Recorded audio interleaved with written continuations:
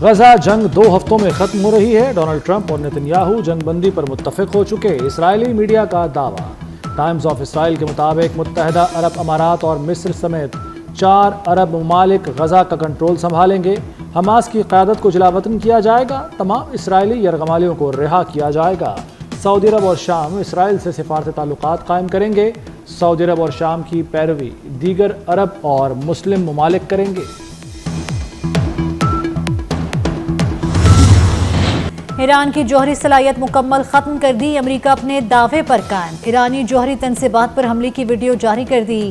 وزیر دفاع پیٹ ہیگزٹ کا کہنا ہے CIA اور IAEA نے نقصان کی تصدیق کی ہے۔ صدر ٹرمپ نے انتہائی مشکل اور پیچیدہ آپریشن مکمل کرایا۔ بعض امریکی چینلز من گھڑت خبریں چلا رہے ہیں۔ ناقدین ٹرمپ کی کامیابی نہیں چاہتے، یہ لوگ فوجی آپریشن کو کمتر بنا رہے ہیں۔ قطر پر حملوں کو امریکی افواج نے ناکام بنایا۔ امریکی فوج کی مہارت قابل تعریف ہے۔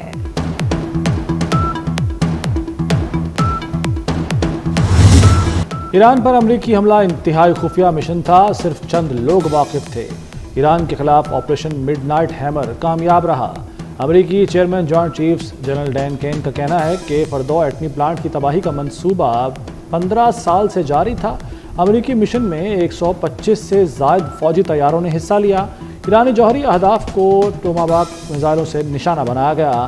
امریکی تاریخ میں B-2 بمبار طیاروں کا یہ سب سے بڑا حملہ تھا۔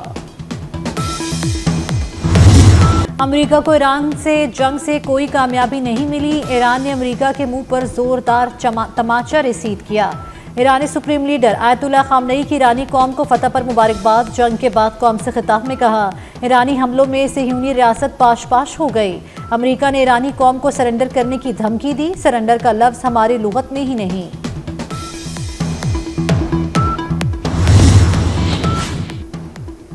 ایران کا جوہری پروگرام سے پیچھے ہٹنے سے انکار۔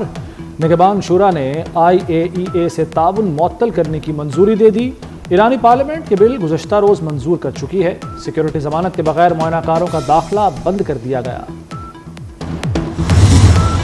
پاکستان نے مشرق وسطی جنگ رکوانے میں انتہائی مؤثر کردار ادا کیا۔ مستقل انداز میں ایران کی حمایت کی۔ فیلڈ مارشل کی امریکی صدر سے ملاقات کے بعد ایرانی وزیر خارجہ سے تفصیلی ملاقات ہوئی۔ ایران نے صدر، وزیر اعظم اور فیلڈ مارشل کا نام لے کر شکریہ ادا کیا۔ وزیر اعظم شہباز شریف کا کابینہ اجلاس سے خطاب۔ کہا، امریکی صدر نے فیلڈ مارشل کے کھلے دل سے تعریف کی۔ وہ سید عاصم منیر کی صلاحیتوں کے معترف ہیں۔ کابینہ میں وزیر اعظم اور فیلڈ مارشل سے متعلق قرارداد منظور۔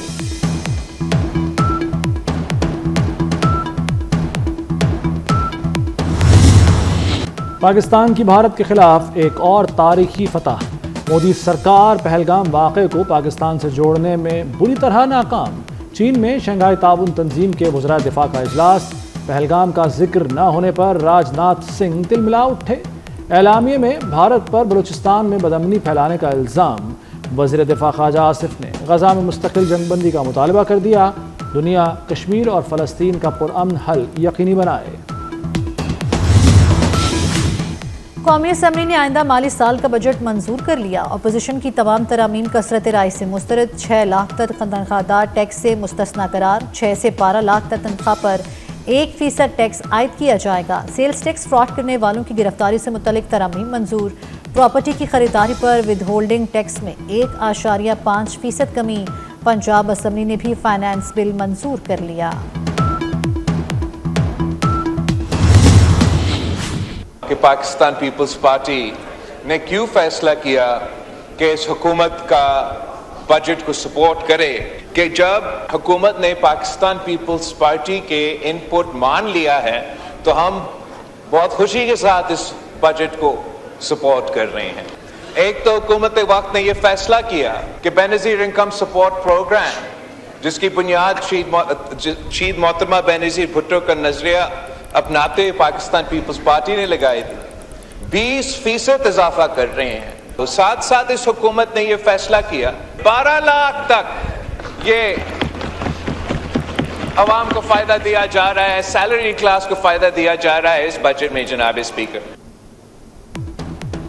بلاول بھٹو کا بجٹ سپورٹ پر خوشی کا اظہار، کہتے ہیں ہمارے مطالبات مانے اس لیے بجٹ کی حمایت کی۔ سولر پینل سے متعلق ہمارے مطالبات مانے گئے۔ BISP کے فنڈ میں 20% اضافہ کیا گیا۔ اب FPR کو گرفتاری کا اختیار نہیں ہوگا۔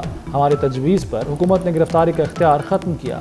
وزیراعظم شہباز شریف نے بلاول بھٹو سے ان کی نشست پر جا کر مصافحہ کیا۔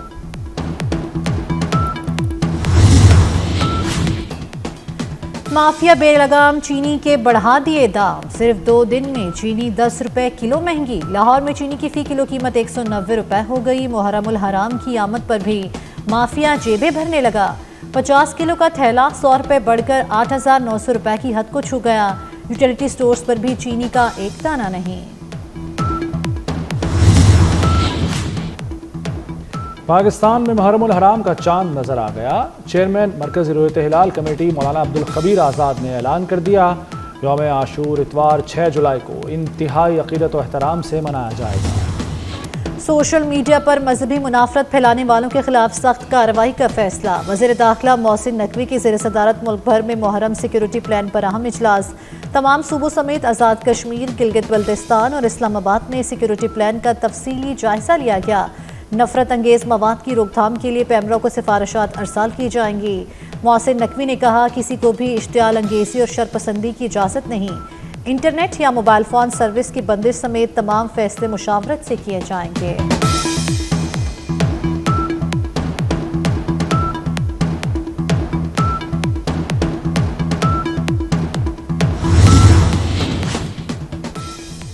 محرم کی سیکیورٹی کے لیے فوج اور رینجرز طلب۔ لاہور پولیس نے پاک فوج اور پنجاب رینجرز کی دو کمپنیاں مانگ لیں۔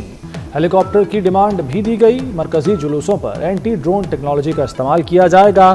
جلوسوں پر ڈرون اڑانے پر پابندی، موبائل فون کی بندش نہ کرنے کا فیصلہ برقرار رکھا جائے گا۔ کراچی والوں کا طویل انتظار ختم ہوا، بادل برس پڑے۔ شہر قائد کے مختلف علاقوں میں تیز بارش، گرمی کا زور ٹوٹ گیا۔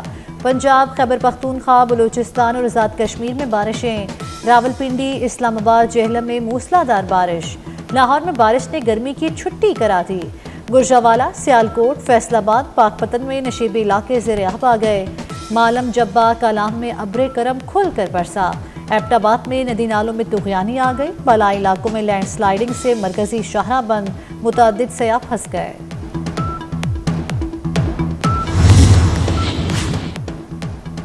مریم نواز کا دوران بارش، لاہور کے مختلف علاقوں کا دورہ، نکاسی آب کا جائزہ لیا۔ وزیر اعلیٰ پنجاب نے گلبرگ اسکیم کے مختلف بلاکس اور LDA پروجیکٹ کا جائزہ لیا۔ فیشن ایونیو، ظہور الہی، کالج روڈ، سر سید روڈ سمیت دیگر کمرشل کوریڈورز کی بیوٹیفیکیشن کا معائنہ کیا۔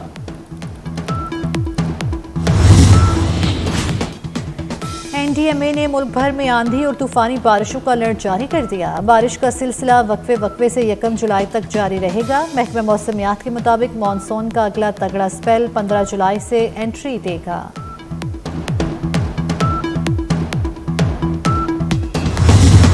علی بن گنڈاپور کا علیمہ خان پر ایک اور وار، کہتے ہیں وہ صرف بانی PTI کو جواب دہ ہیں، کسی اور کو مطمئن کرنا ان کی ذمہ داری نہیں۔ یہ بھی کہا کہ بجٹ منظور نہ کراتا تو میں نااہل ہو جاتا۔ یہ تسلی بھی دی کہ بانی PTI جب کہیں گے حکومت اڑا دیں گے۔ خیبر پختونخوا حکومت کے خلاف سازش کون کر رہا ہے؟ گورنر فیصل کریم کنڈے نے علی امین گنڈاپور سے سازشی کا نام پوچھ لیا۔ کہا وزیر اعلیٰ بااختیار ہیں، ان کے خلاف سازش کون کر سکتا ہے؟ یہ طنز بھی جڑ دیا کہ علی امین گنڈاپور نے بانی کی اجازت کے بغیر ہی بجٹ منظور کرا لیا۔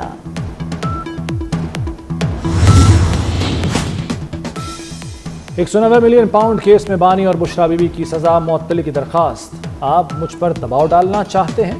قائم مقام چیف جسٹس اسلام آباد ہائی کورٹ کا PTI وکیل سے مکالمہ۔ سرفراز ڈوگر نے کہا کہ عدالت کے ڈیکورم کا خیال رکھیں، غیر ضروری دباؤ نہ ڈالیں۔ قائم مقام چیف جسٹس کی وکلاء اور عدالت میں موجود دیگر افراد کو تنبیہ۔ نئے اسپیشل پروسیکیوٹر نے کیس سمجھنے کے لیے 4 ہفتوں کا وقت مانگ لیا۔ عدالت نے نیب کی استدعا منظور کر لی، سماعت ملتوی۔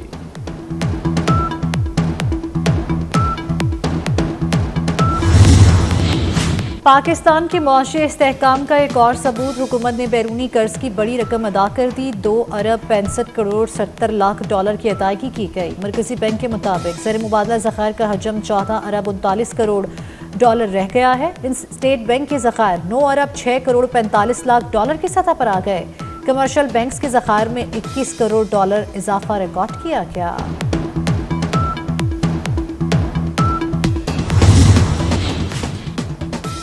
پاکستان اگلے ماہ سلامتی کونسل کی صدارت سنبھالے گا۔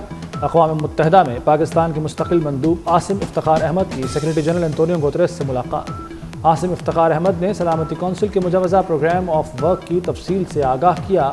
کہا پاکستان سلامتی کونسل کی اپنی صدارت کو کھلے، شفاف اور مشاورتی انداز میں انجام دے گا۔ ہزاروں فلسطینیوں کے قاتل نیتن یاہو کو کرپشن الزامات کا سامنا۔ امریکی صدر ڈونلڈ ٹرمپ اپنے حلیف کی حمایت میں میدان میں آ گئے۔ نیتن یاہو کے خلاف ٹرائل فوری منسوخ کرنے کا مطالبہ کر دیا۔ سماجی رابطے کی ویب سائٹ پر کہا اسرائیلی وزیر اعظم کا سیاسی مقدمے میں ٹرائل کیا جا رہا ہے۔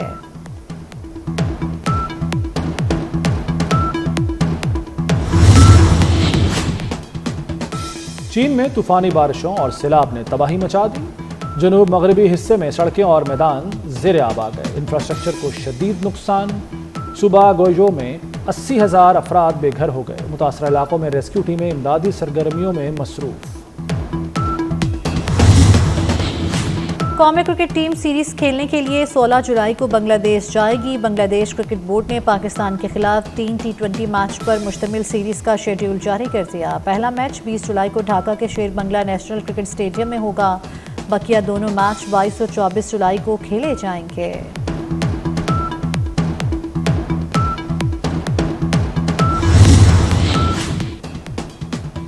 اور دنیا کی ایک اور مہنگی ترین شادی، امازون کے بانی کی شادی میں 15 ارب روپے خرچ ہوں گے۔